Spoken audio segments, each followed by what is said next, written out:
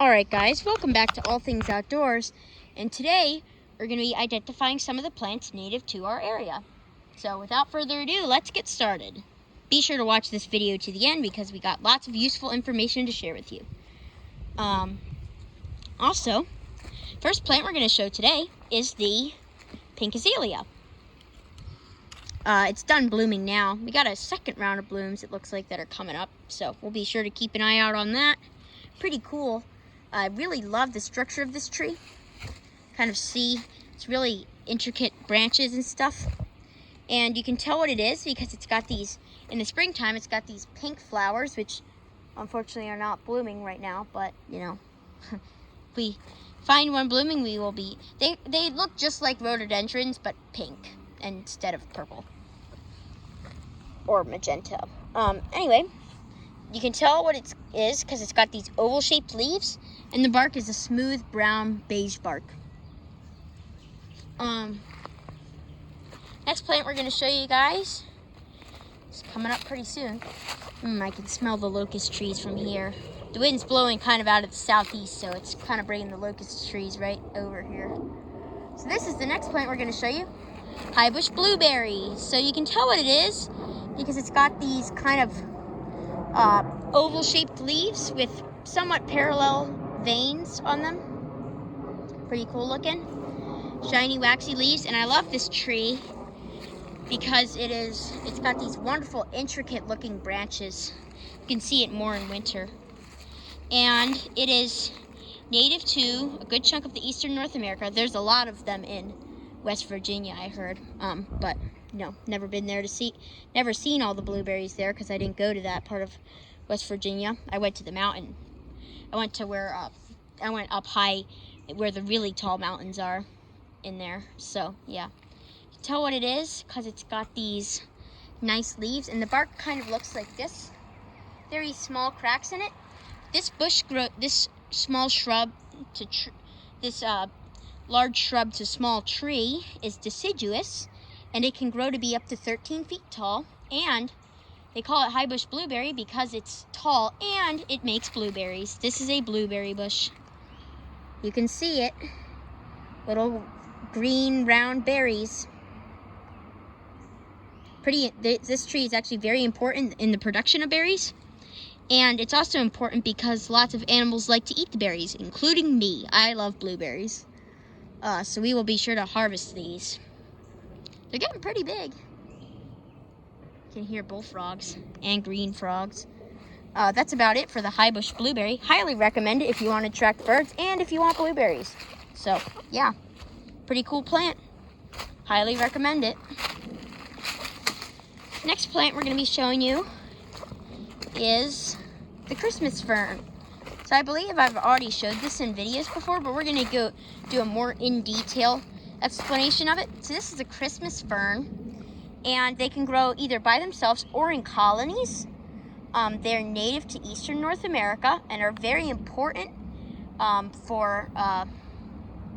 they're very important ecologically because they create nice habitats for animals like birds, frogs, toads, tree frogs, salamanders, that, you know, all the snakes, skinks, all those kind of animals. They love these. They will live in here, and they are just incredible. I love these ferns. So you can tell what they are because they've got these non-feathery fronds. Fronds are not feathery. They look like Boston ferns, but the little individual leaflets are bigger than the Boston fern, and they're not as tightly packed. These can either grow by themselves or in colonies. You can see we got pretty large colonies with other ferns inside it, so it looks pretty cool in person. It's got like brighter greens and darker greens, all sorts of different greens. Very pretty. And the fern is native, and I highly recommend this fern if you want to plant it. Very pretty. Next plant we're going to be showing you should be in here somewhere. I don't know for sure what these ferns are. I'm looking for a different type of fern. I'm looking for the lady fern, which I don't see any. Oh wait, maybe I do. I think I see one in there. Yeah, I do. I see some.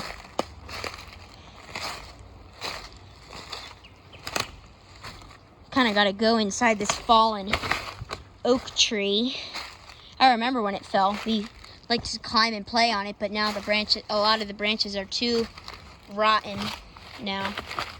Next fern we're going to show you guys is the lady fern. You can tell what, and a lot of you guys probably have this in your garden. You can tell what it is because it's got these feathery looking fronds, and it's native to eastern North America. And I would definitely recommend this plant. Very pretty, nice ornamental fern. Grows to be around, I would say 2 feet tall at the most, 1 to 2 feet. Christmas fern grows to be probably 1 to 1.5 feet. Or not 1 to 1.5 feet, 1 to 2.5 feet, depending on how big your fern is, because they can be a pretty wide range of sizes. Overall, I'm a big fan of this fern and they can grow by themselves or in colonies, and they will spread by seeds or by rhizomes, just like the Christmas ferns and ostrich ferns. Oh, here's another plant that we can show you guys. This is called the trumpet vine. A lot of people probably think this is a weed. I don't. I think it's a wonderful vine. Don't plant it if you don't want like it growing all over your garden and house or trees and stuff. But you can plant it on an arbor or on a trellis or just on a pole to make it look like a shrub. And you could probably trim it to make it look like a shrub. It is a vine native to a good part of eastern North America. And it grows incredibly quickly. And it's very important, and you can tell what it is, because it's got these toothed leaflets, and it has around 7 leaflets per leaf, usually. 7 to, I'd say probably 7 to 9, something like that. We will show you an adult trumpet vine, which usually has a big, I don't know if it's an adult, but a bigger, older trumpet vine that has more leaflets than 7. So we'll be sure to show you that. And they make these wonderful flowers, which are great for attracting hummingbirds. They're red, and they are kind of like a horn shaped, like, you know, those phonographs. The flowers are they kind of look like that.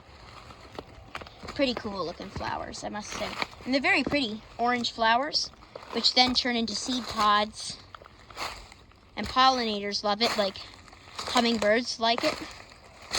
Hummingbirds go crazy for the trumpet vine. It's one of their favorite things later in the season when they get ready to migrate down south to Central America, I believe.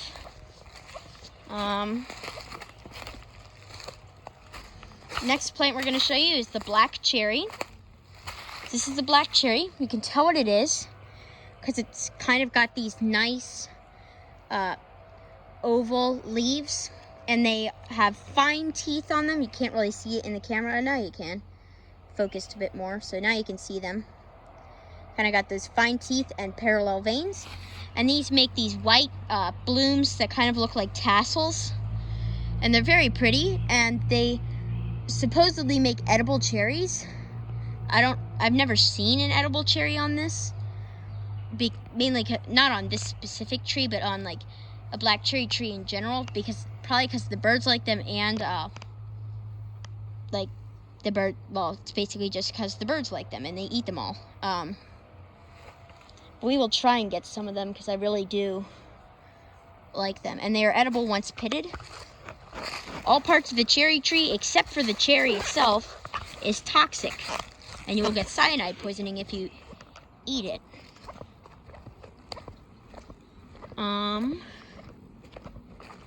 There's some more high bush blueberries.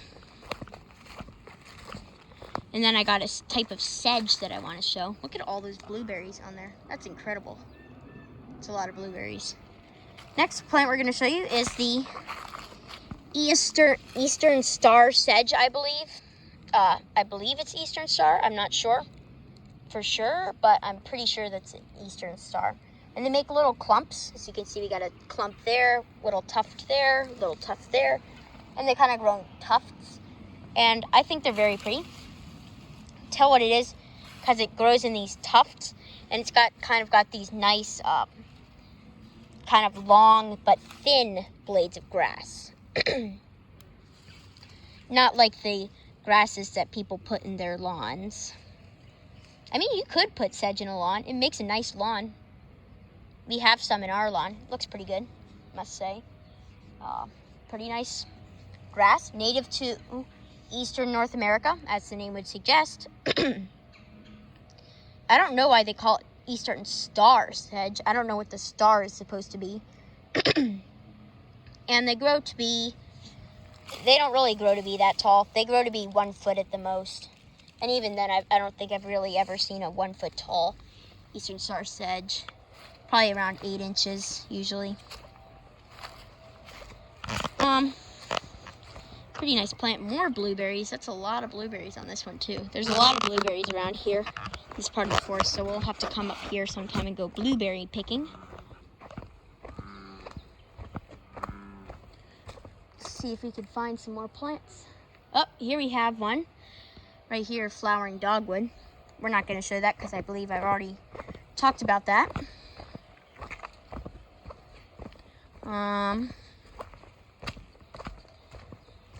There's a pink azalea. I'm going to look around for some more plants to show you guys.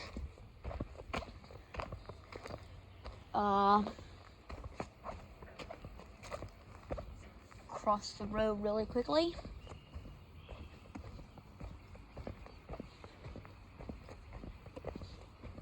There are some wineberries. Oh, here we go.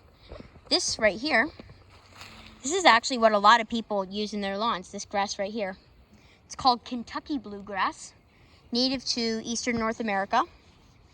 And it grows to be around 2 to 4 feet tall, unless you cut it.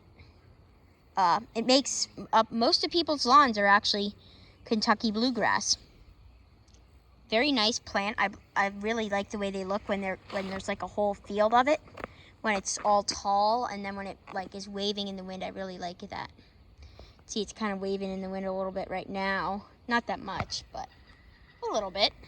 You can tell what it is because it's kind of got these bluish tinge, these greenish blue leaves on them.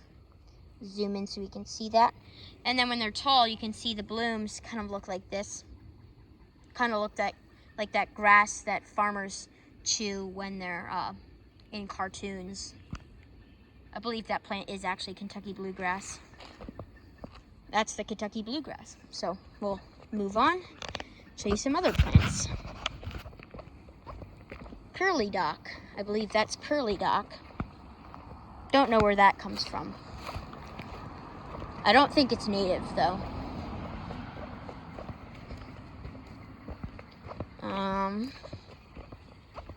I hear birds. Lots of birds in there. Grackles. Which are those little black birds. Kind of look like crows, but they're smaller.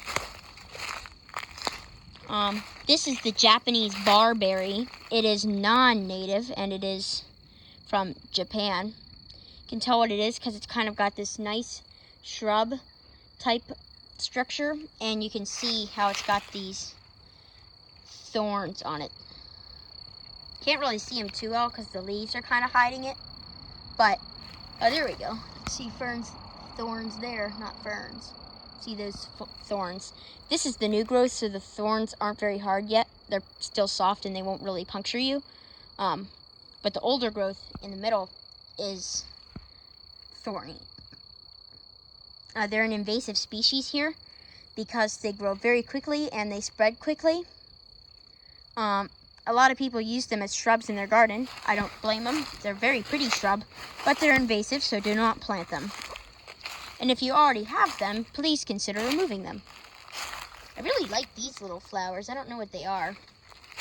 This tree here that we're showing you guys now is called the northern catalpa.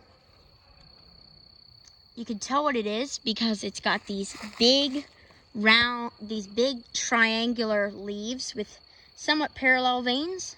The leaves get even bigger and will continue to get bigger. We got a little bee over there. This was a bigger catalpa tree, and then it looks like it fell and somehow remained alive.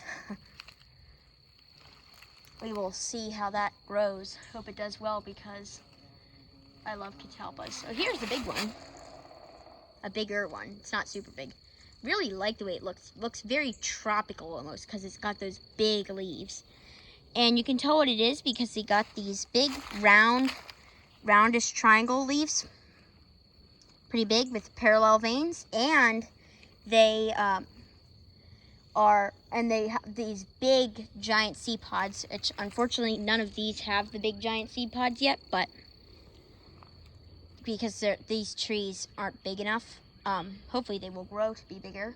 So you can see those seed pods. They're really cool looking. They are just so cool to look at because they are so big. They're like these 1 to 2 foot long seed pods, and they're kind of like, I don't know, they're kind of hard to explain, but they're really cool.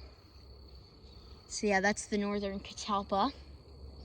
There's some Japanese knotweed. We'll talk a little bit about this for the final plant of this video. So this is the Japanese knotweed plant. It is native to Japan, as the name would suggest. And it is a very bad plant because it was originally imported for ornamental purposes, and now it's one of the top invasive species on Earth, and it was imported for ornamental purposes. And anybody who has a knotweed problem on their property, please put that down in the comments below if you have a knotweed problem with Japanese knotweed.